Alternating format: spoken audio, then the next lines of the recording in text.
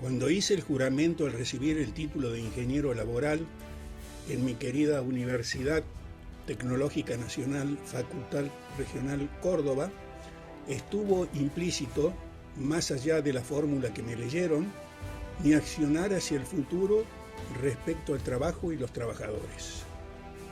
Hoy es obligatorio de mi parte, en cumplimiento del accionar ético y moral de mi profesión, en decir, con los trabajadores municipales no. Es posible, y también fue denunciado, la utilización de trabajadores precarios con fines electorales. Es o debería ser una práctica inadmisible en la elección del Defensor del Pueblo de Villa Carlos Paz. La elección del Defensor del Pueblo de Villa Carlos Paz debe ser un proceso transparente, participativo y éticamente intachable. Sin embargo, se ha denunciado que desde el gobierno municipal, encabezado por el intendente Esteban Avilés, se estarían utilizando trabajadores precarios con contratos temporales o vínculos laborales inestables, como una herramienta de presión para influir en favor del candidato oficialista Víctor Curvino, actual defensor del pueblo de Villa Carlos Paz. Esta práctica no solo es éticamente cuestionable, sino que vulnera principios democráticos, básicos y los derechos de los propios trabajadores, a la vez que se genera mayor descrédito de la Defensoría del Pueblo ante el silencio del mismo Víctor Curvino, que parecería avalar el accionar de los otros poderes del gobierno del municipio de Villa Carlos Paz.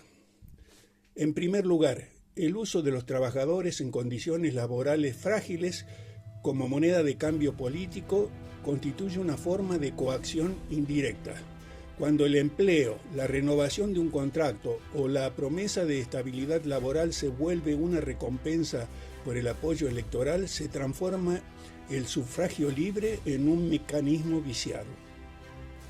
El miedo por posibles coacciones o amenazas a perder el trabajo o a ser excluido del sistema clientelar genera una relación desigual entre el poder político y los trabajadores, anulando la libertad de conciencia y de decisión. En segundo lugar, esta conducta desnaturaliza la función del defensor del pueblo, que debe ser una figura independiente, apartidaria y comprometida con la defensa de los derechos ciudadanos frente al poder estatal. Si su elección está marcada por el uso de prácticas clientelares, se compromete su legitimidad desde el inicio y se debilita su capacidad de actuar con autonomía frente al propio gobierno que lo impulsó. Además, el recurso a trabajadores precarizados como base electoral expone una problemática estructural: la existencia de un sistema laboral frágil dentro del municipio, donde muchas personas no gozan de los derechos laborales que les corresponden. En lugar de resolver esta situación, se la utiliza como instrumento político, perpetuando un esquema de dependencia y desigualdad.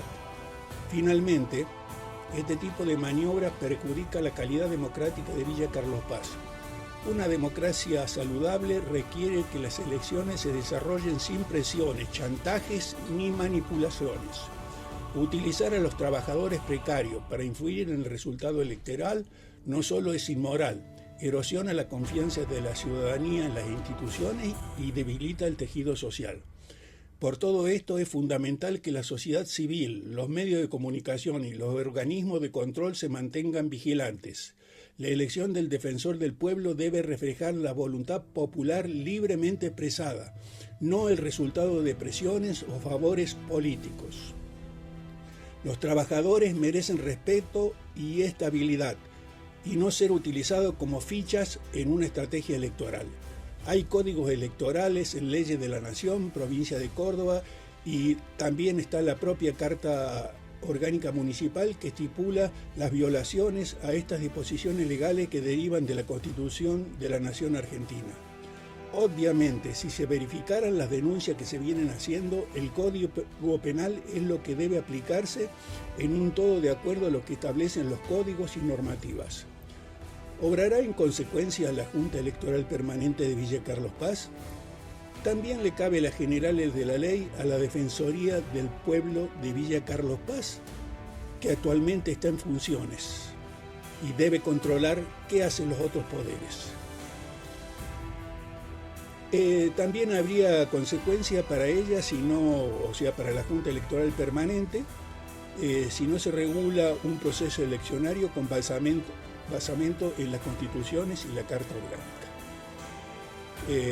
Esto fue dado el día 20 de junio del año 2025 a las 14 horas desde Villa Carlos Paz.